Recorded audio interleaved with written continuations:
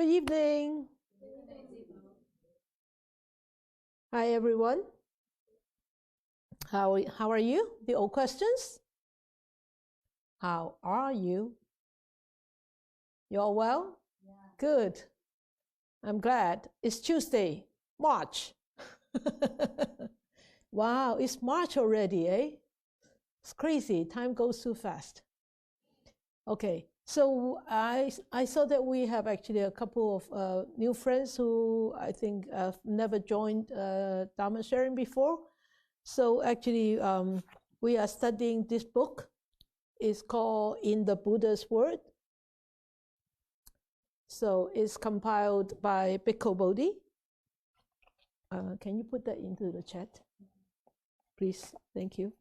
And we are on to chapter 6 already. So today we go on to page 199. So we're not going to read, but I expect that you have read these pages before coming on today. Because this is actually quite a long chapter. That's why I thought we are not going to read it in the class. But so we are looking at page 199, and this chapter is chapter 6, is talking about deepening one's perspective on the world. And so you remember last time we talked about what? Right away you go back into the book. Three things. Which three things? Okay, I see that you were counting. One is start with G, is that right? Yeah, gratification. Second one start with D, good, danger. And third one start with E, escape. From, with the letter of S, yes, sensual pleasures. Good, well done. So, you see, you don't have to right away go back to your notes. That is the habit. When a teacher asks the student questions, if they have the book there, they always go back and look. Recall your memory. Come on. You are not as old as me. I can remember, and you sure should be able to remember, right? So those three things of sensual pleasures, gratification, and then the danger and the escape. So tonight we further look on the pitfalls of sensual pleasures. So let us start with paying respect to the Buddha first.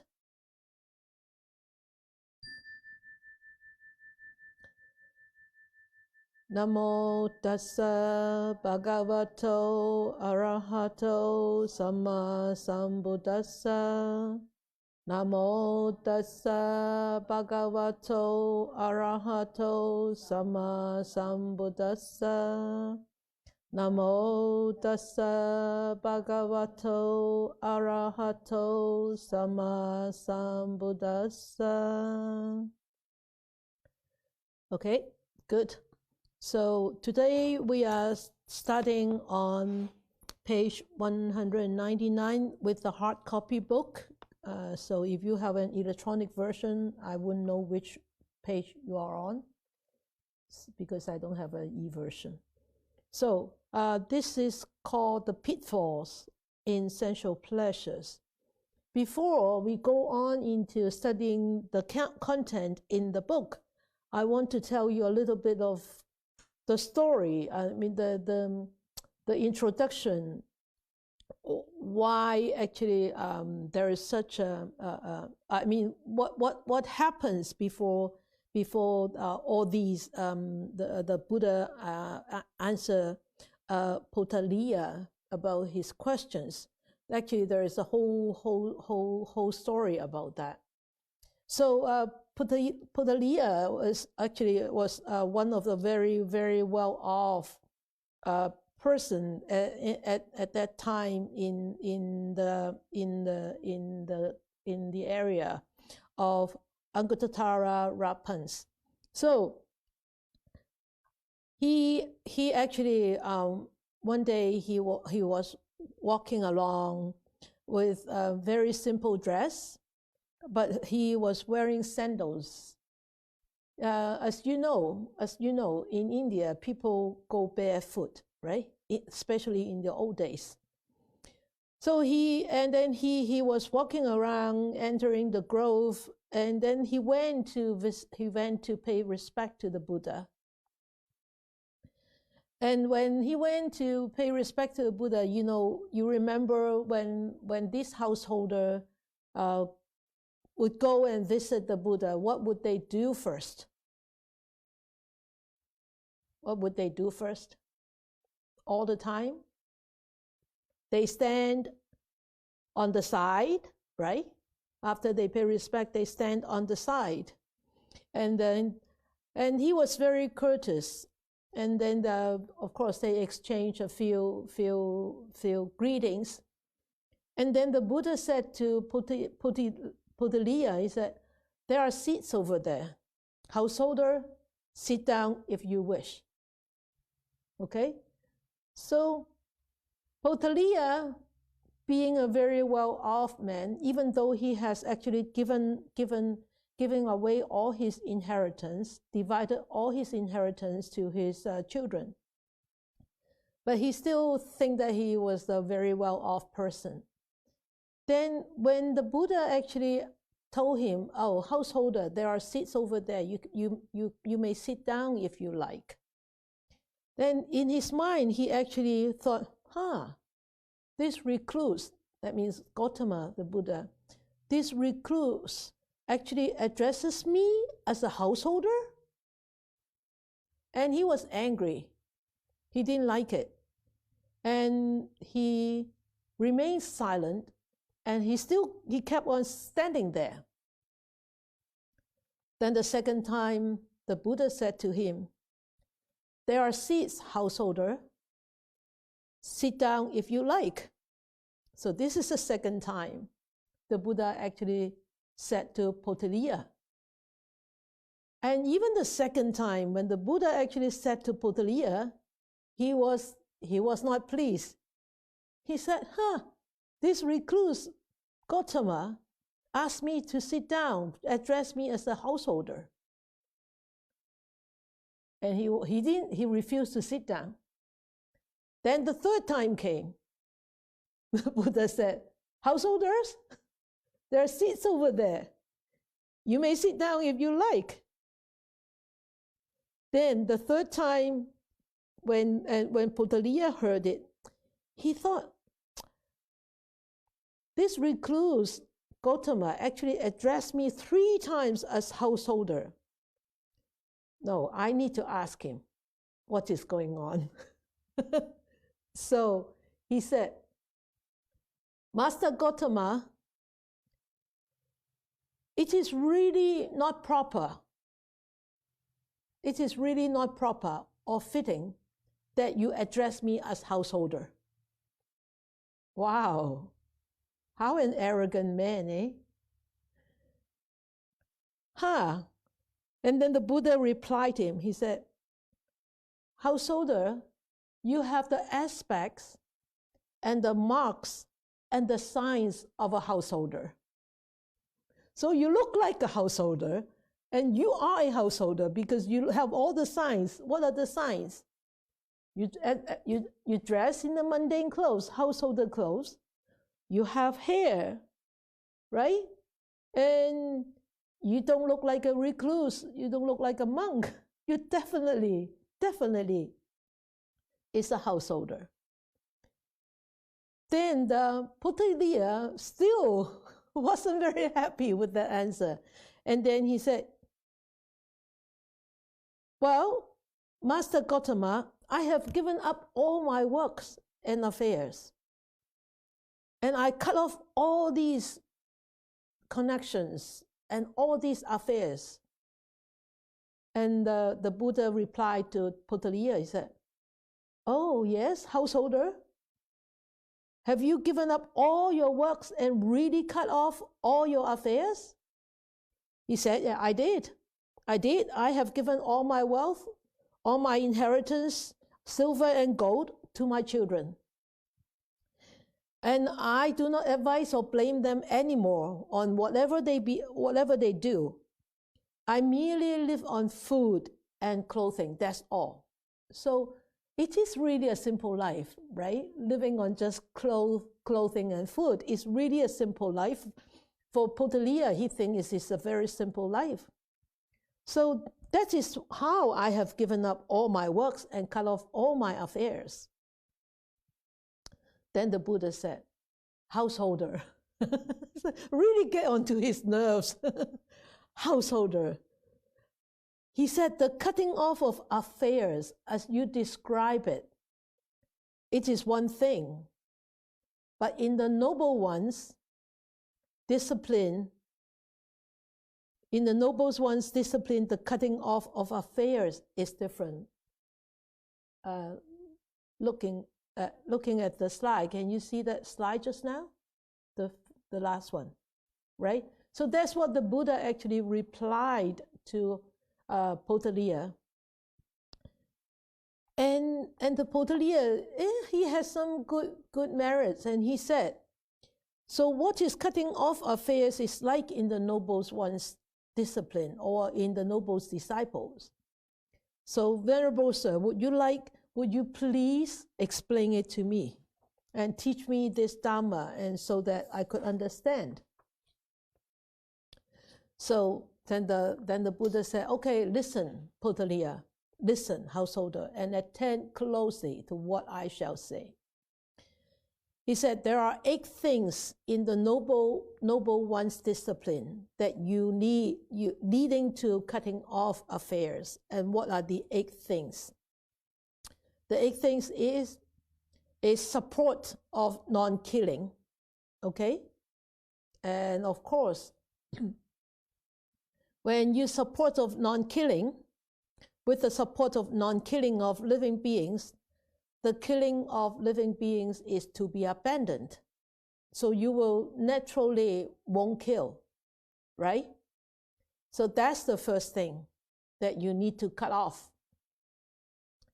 And then the second thing is, with the support of taking only what is given, that means you actually vow with the support of, that means you actually vow, you actually do it. So with the support of taking only what is given, that means you're not taking what is not being given to you.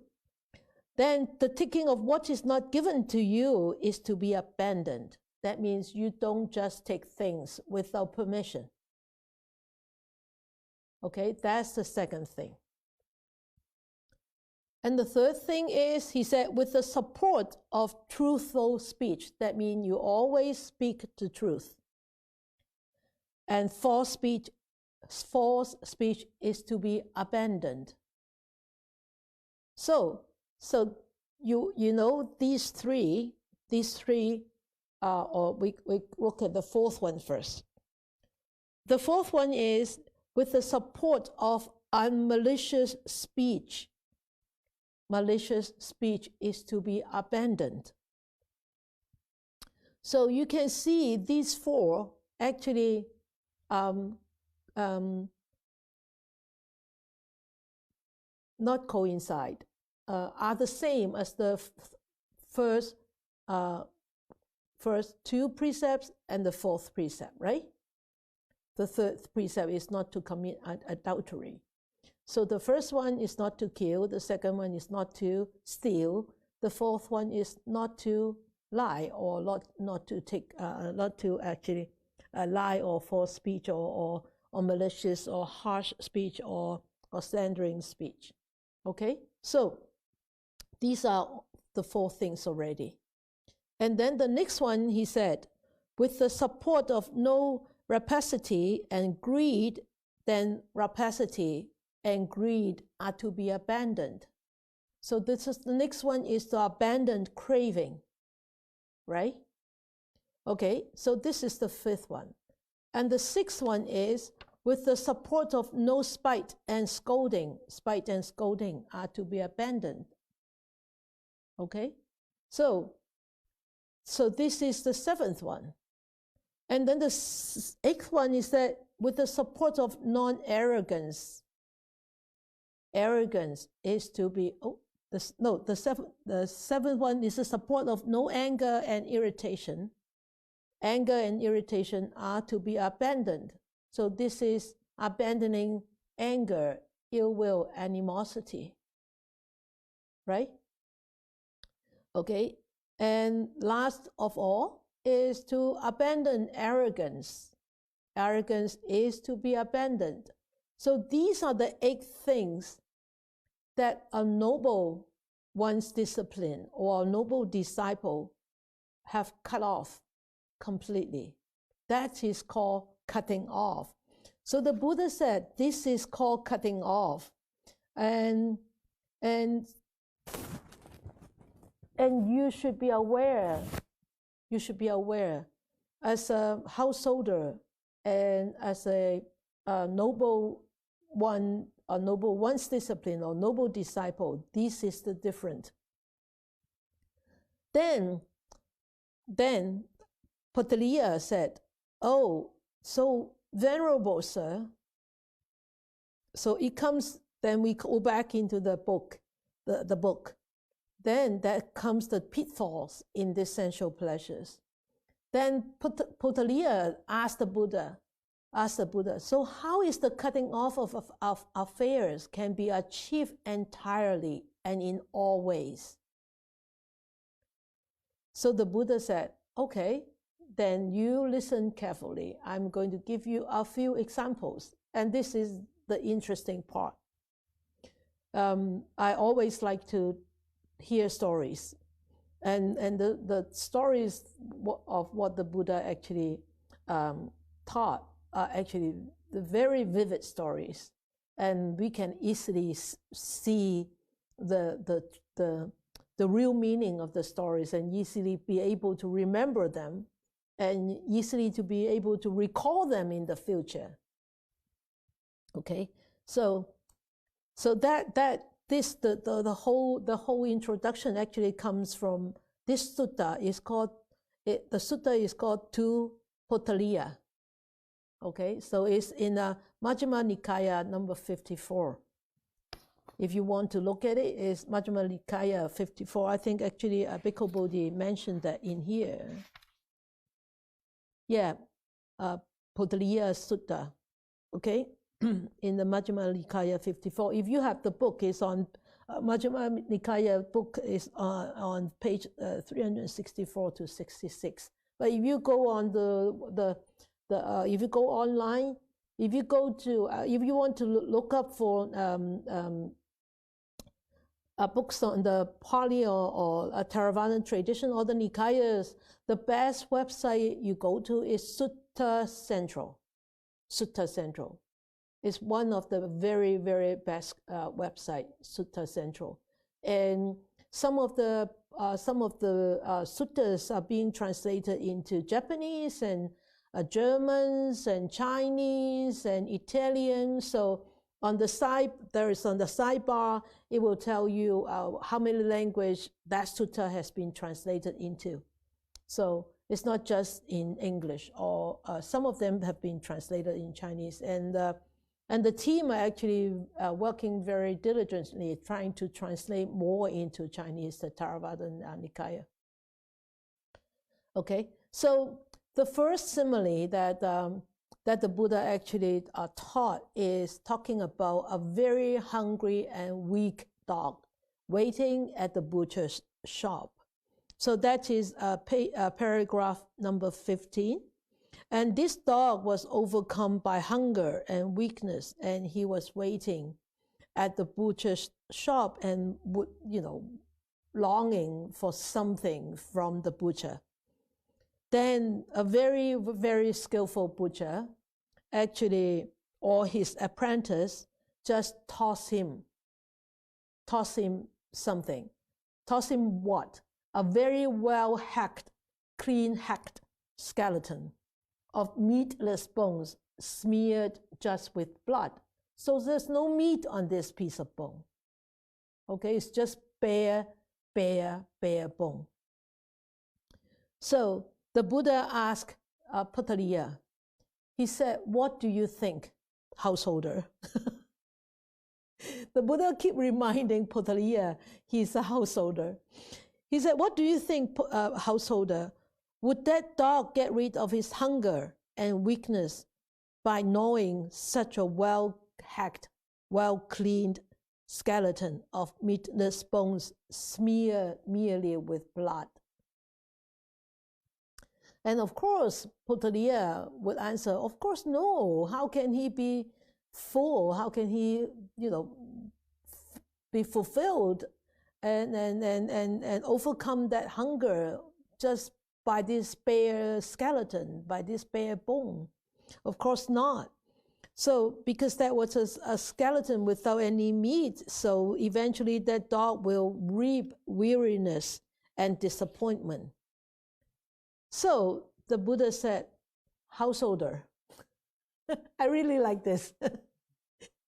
He said, householder, a noble disciple would consider this.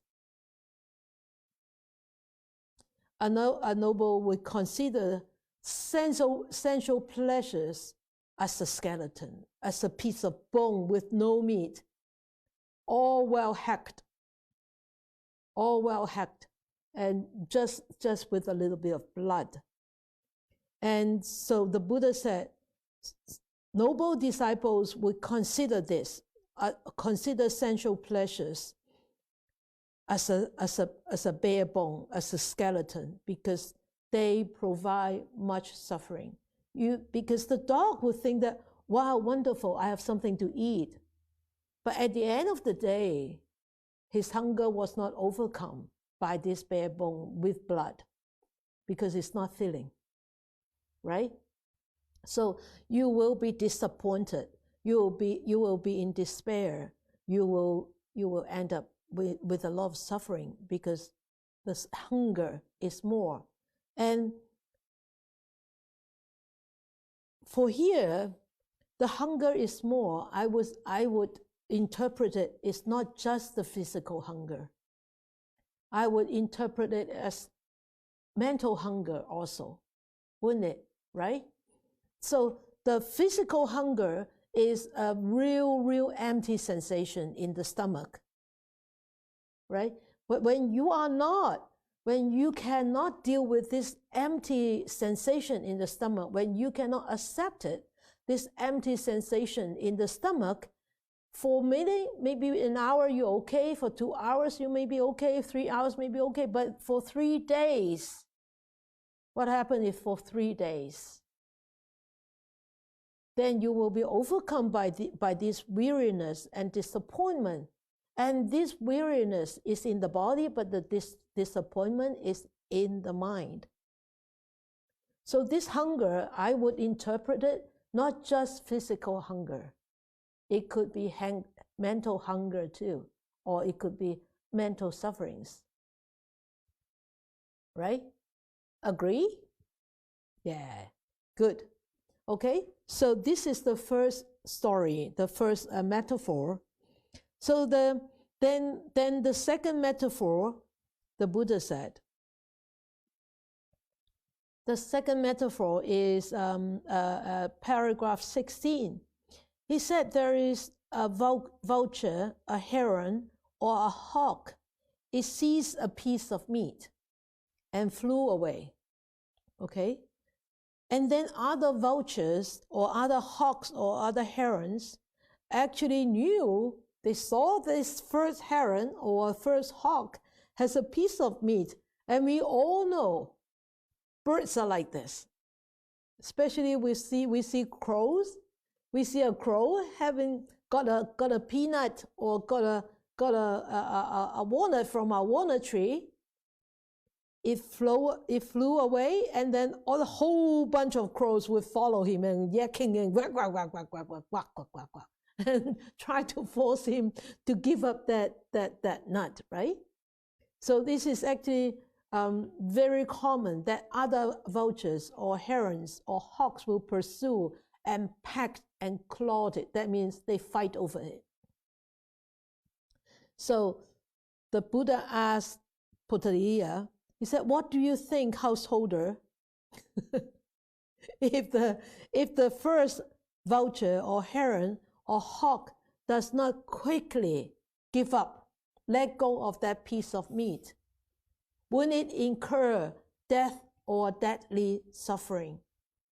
It's possible that the other hawks or the other herons or the other vultures will start attacking the first bird in order to get that piece of meat, right?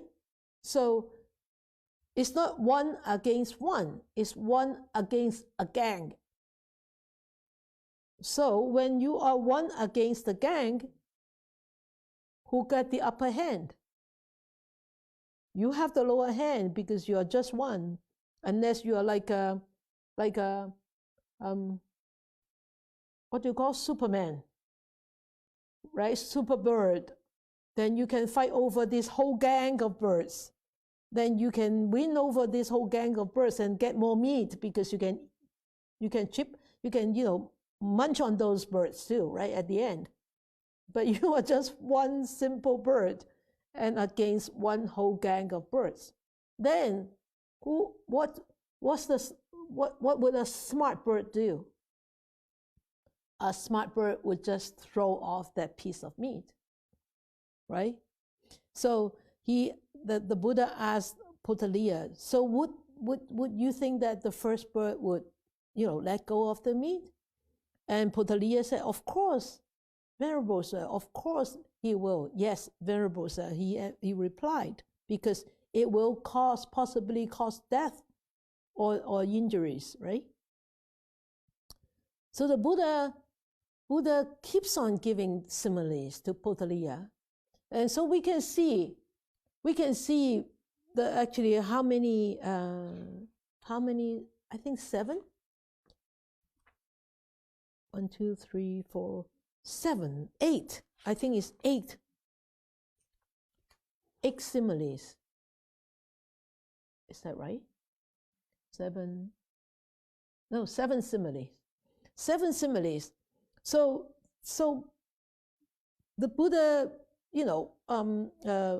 very patiently keep on telling him. So here, that piece of meat, what is that piece of meat? We are talking about the pitfalls of which word, which alphabet? S. Yeah, I like that, Nora. I like that, Jeremy. Sensual pleasures. Yeah, thank you, Jonathan. Yes, sensual pleasures. So that piece of meat is compared to a sensual pleasures. So they provide much suffering and much despair, while the danger in them is still more if we do not escape from it. Okay, so then the third simile, the Buddha said, then the third simile is a man took a blazing grass torch. In the old days, they do not have like us, all these technology, a night light on our phone or shakeable, rechargeable torch, whatever. So in the old days, they bunch up a grass and then they lit it up as a torch. So a man took a blazing grass torch and went against the wind. What do you think? He will burn himself, right? Yes, burn himself because he's against the wind. So he burns himself. So what the Buddha asked Potaliya, if he doesn't let go, wouldn't he burn his hand or his arm? Right? And then other parts of the body, so that he might incur death or deadly suffering because of that. So the Puttaliya said, of course, yes, of course, sir. That man would let go of that grass torch, blazing grass torch. And then the Buddha said, sensual pleasures have been compared to a grass torch by me, by the Blessed One, because they provide much suffering. So we know if we have the proper wisdom, we won't cling onto these sensual pleasures. We won't cling onto these things. But a lot of times we are so what? Start with I. Yes, ignorant. Unmute everybody? Let them talk? Okay, sure. Yeah, it's only like, we only have 28 people. And including the co-host, we only have 24 or 26. Okay, if you want to talk, you can just unmute yourself, all right? We unmute all of you. We know that you will, you can actually operate your own computer. So because we are so ignorant, because we don't have wisdom, so we are just like this very ignorant man all the time, taking this blazing grass torch and go against the wind. And we burn ourselves and we burn others a lot of times, okay? So that's the third simile. Then the fourth simile is, there is, he said, householder, there were a charcoal pit deeper than a man's height, full of glowing coals without flame or smoke. Without flame or smoke, of course, you won't fall into them, right? You will, if there is flame and smoke, then you will see it. But that means the coal is really burned. It's really. Well, I don't know whether you are, or probably you have. I don't know whether you have actually used coal. Like, is that coal? We call coal, right? Charcoal, burning charcoal for barbecue. Have you? Okay. You don't use all those little stand-up barbecue thing? You have used those, right? Then you notice when you just lit up that charcoal thing, it's all smoky and everything. You won't put the food there, right? You won't use the skewer to smoke your food, right? You wait until the smoke is all gone, then the charcoal is really bright red. Then you actually roast whatever, marshmallow, sweet corn, and what else? Mushroom, you know, drumstick mushroom on top of that, you know, a barbecue. Drumstick mushroom. I'm not saying that chicken drumstick. I say drumstick mushroom, like that size. Okay, so you know that, but these glowing coals with no flame or smokes, that means it's actually very well lit already. And then a man who wanted to live and not to die, who wanted pleasure and recoil from pain, came. He said, and then these two strong men recoil from pain came, and there came two strong men, seized him by both arms and dragged him towards the charcoal pit. And do you think this man will twist his body this way and that way and refuse to be thrown into the charcoal pit? Do you think he will? Of course he will struggle to free them to himself, right? And of course, Puttaliya said, of course, Venerable Sir. And why? Why is that? Because that man knows that if he falls into that charcoal pit, he will incur death or deadly suffering because of that. So sensual pleasures have been compared to this charcoal pit. Okay, sensual pleasures. And who are these two men? What do you think these two men are?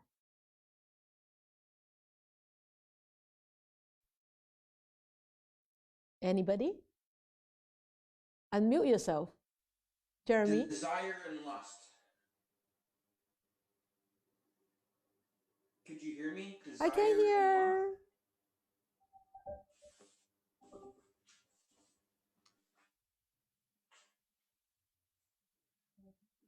Try again. It's you. A different act. Oh. Just a minute. It's here. The operator is not working. It's on. Okay, you off.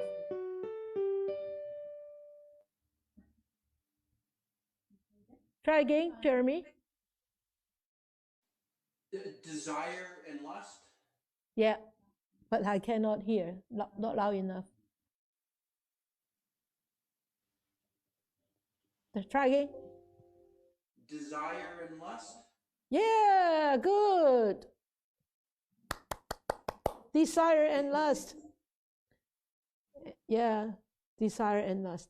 Dragging, throwing you into the charcoal pit. So be careful when you go for a pizza. Sensual pleasures through eating and seeing the pizza and smelling the pizza and eating the pizza. No, it's not that bad to eat pizza, okay? If you have two, three or four pizza, then that's the problem. The two men is dragging you into the charcoal pit. So be very careful, all right? Okay. So sensual pleasures is compared as this charcoal pit. Then the fifth simile is, he said, suppose a man dreamed about lovely parks, lovely groves, lovely meadows, lovely lakes, and on walking he saw nothing on them. On waking up, not walking, but on waking up he saw nothing. Of course it's a dream. Of course he won't see anything, right? Right. So the Buddha said a householder, a noble disciple would consider sensual pleasures have been compared to a dream.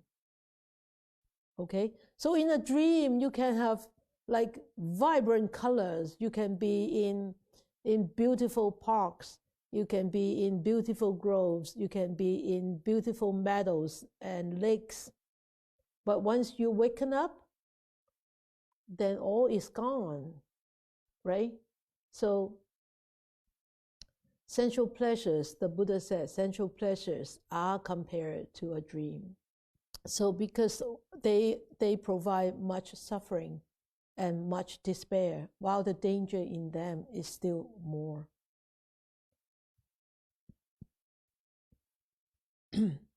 Okay, so number 6, the sixth simile. So he said, suppose a man borrow goods on loan, a fancy carriage and fine jewel earrings, and then he, with these borrowed goods, he went to the marketplace and show off. Then people seeing him say, wow, this is a rich man. This is how the rich enjoy the wealth, but on borrowed goods.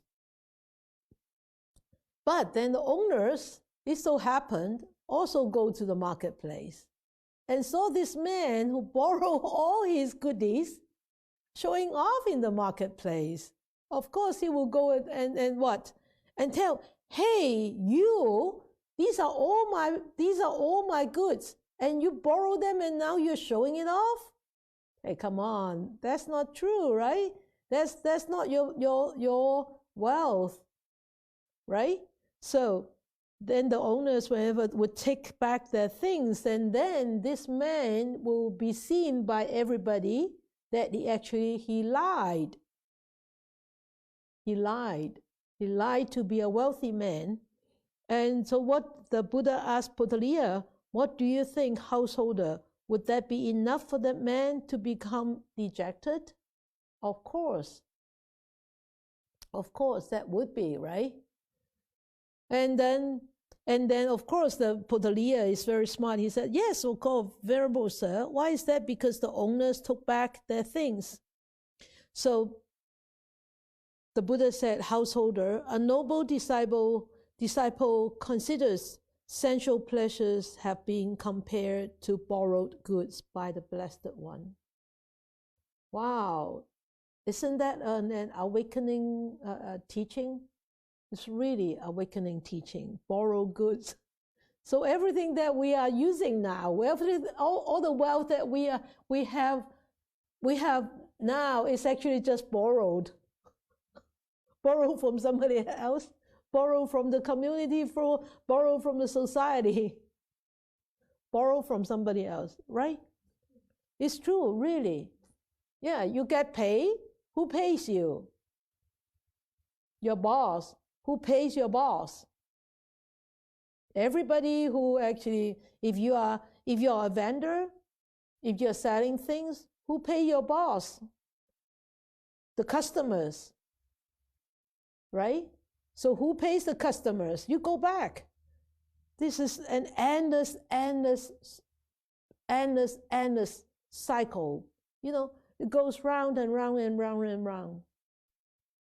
So you go back and figure out. For example, if we are not careful, or if we are not trying to cherish whatever we have. For example, I remember I was asking Amy for a pencil the other day.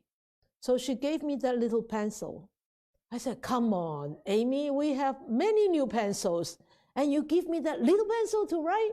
And she said, "It can still write." I said, "Of course it can still write."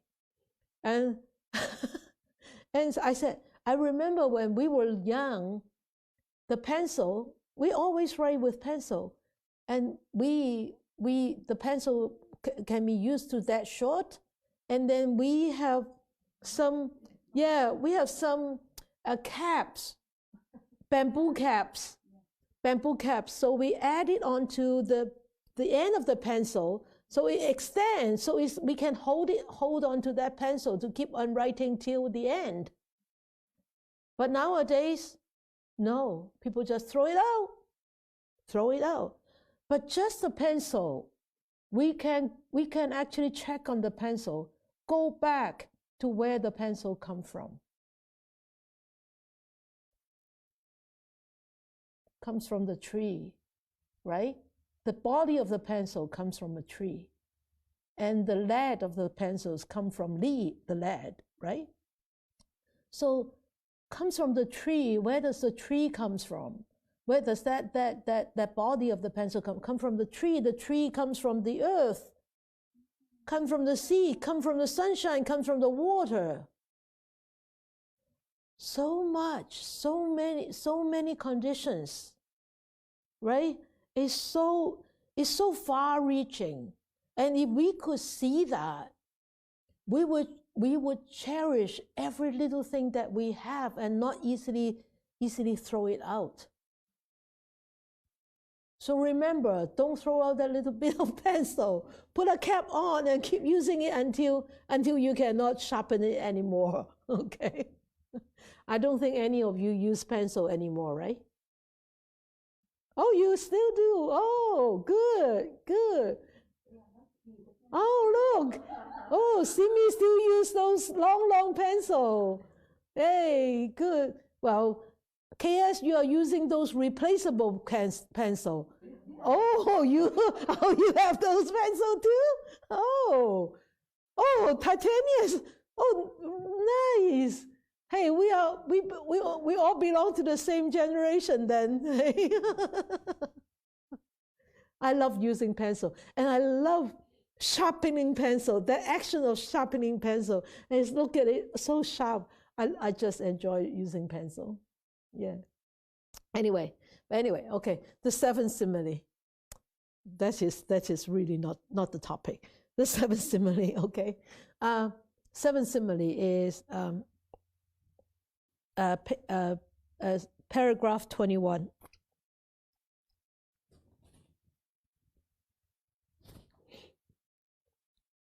He says, suppose a dense grove not far away from the village or town had a fruit-laden tree.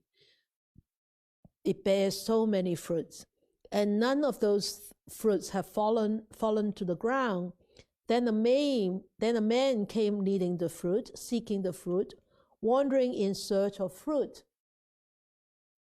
And he entered the grove and saw this tree laden with all these fruits. Then he thought, this tree is laden with fruit, but none of its fruit has fallen to the ground. So I know how to climb a tree. So let me climb a tree and pick some fruits and eat some fruits and fill the bag with fruits. Then he did. When he was on the tree, a second man came. So when he was, did I not write down the second tree, the second man? Yes. Okay. Then the second man came. When the first man was still on the tree, the second man came carrying an axe, wanting fruits. And but this man doesn't know how to climb. That's why he carried an axe, right? The first man knows how to climb. He doesn't have an axe. So this one have an axe. Then this second man thought, I have an axe. I can take this tree down so that I can get all the fruits, right? And I can fill my bag. So then the Buddha asked this householder, he said, if that first man who had climbed the tree doesn't come down quickly, when the tree falls, wouldn't he break his hand or foot or some other part of the body so that he might incur death or deadly suffering because of that? And of course, Potaliya said, of course, yes, Venerable Sir, of course he will come down. And the Buddha said, Potaliya, householder, sensual pleasures have been compared to fruits on the tree by the Blessed One. So the Buddha said, sensual pleasures are compared to the fruits on the tree.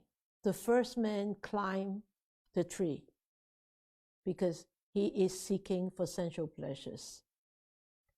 The second man come also seeking for sensual pleasures. But the second man is more eager to be satisfied with sensual pleasures. He has an axe, and he's willing to take down that tree to fulfill his sensual pleasures. So when somebody is so much craving for sensual pleasures and not having a clear head or being aware, it's very likely he will be the second man. He will become the second man, right? You agree? And can you give me sort of an example of this second man in our community?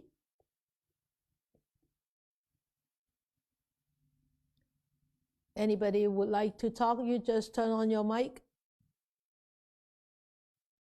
In our community, do you see any of these second men around being so hooked onto sensual pleasures?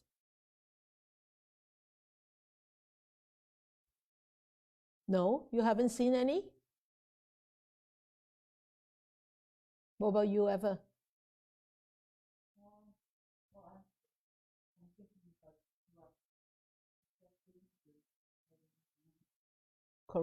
Corrupt businesses more than anything else. Okay. Yeah, my phone. Turn on your mic. Turn on your mic. Fishing. Fishing. Or, to hold Okay. the whole ship for the Oh, the fish fishing on business. sea. Yeah, the fishing business. Okay. But fishing business, they are wanting money. And then using the money for sensual pleasures. I'm asking you directly about people who are like the second man, who are so hooked onto sensual pleasures. You can't think of any? Come on. Yes. Jeremy. Yeah, Jeremy. Drug addicts or maybe alcoholism. Yeah, substance abuse, alcoholism, smoking, pornographies. Sexual abuse. What else? Somebody say something? No? Huh? No, it's a female voice. Yeah. Eugene. No, Eugene. Yeah, sensual pleasures, addicts, substances, or alcohol or pornography or anything that is, entertaining our senses. Yeah, and even buying clothes. I could say that could be a real strong sensual pleasures. Wouldn't you agree? Or buying shoes. I've seen somebody with over 100 pairs of shoes.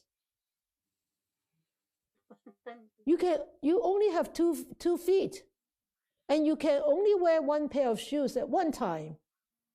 Yeah, social media and online games. Yes. Why do you need 100 pair of shoes? Oh yeah, to go with different colors of dresses. Right?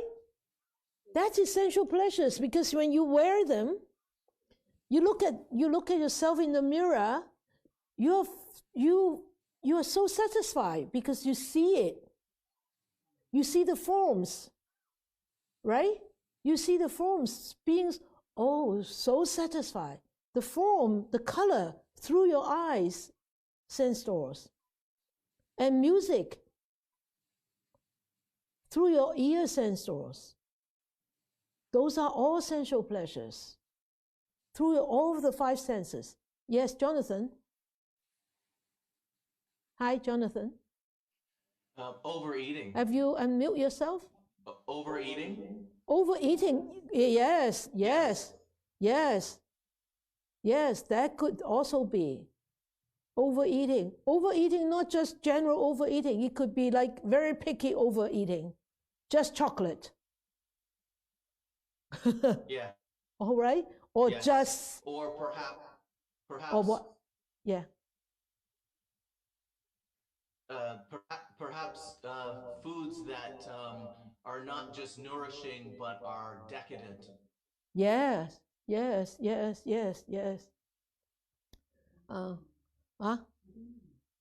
Bulimia. Oh. Yeah. It's true. Anything that actually fulfilling the senses in an really overweight, then that is really that is the second person. That's how I see it. Yeah. So. And also, Huh? Catherine? Yes. Looking at the cellular phone, YouTube, how many hours per day? I got a friend of mine, all day looking at the phone, cellular phone, and eventually had a stroke. Oh no. Because Really? The head's dropped to there like that. Really? Oh yeah. How old is she? In the 60s. Okay. So yeah. Laurie, don't worry. Tilt your head up. Wear a neck collar. Wear a neck collar to look at the phone, yeah?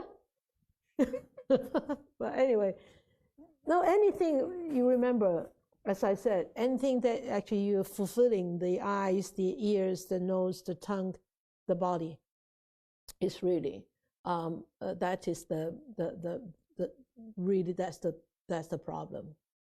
Okay, so don't go overboard, because these will cause suffering and despair, and while the danger in them is still more than you can perceive. Let us dedicate our merits. May these blessings extend to all, that we with all the other living beings together will attain the Buddha way. May we wish more and more people will encounter the words of the Buddha, study them, understand them, practice them, and help themselves to be liberated and attain true freedom and happiness. May you all be safe, secure, happy, and peaceful.